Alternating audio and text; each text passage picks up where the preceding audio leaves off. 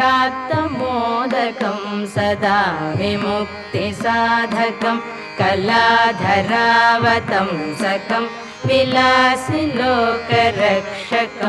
मुदाकरात्तमोदकं सदा विमुक्तिसाधकं कलाधरावतंसकं विलासिलोकरक्षकम् अनायकैकनायकं विनाशिते भदैत्यकं गताशुभाशुनाशकं नमामि तं विनायकं अनायकैकनायकं विनाशिते भदैत्यकं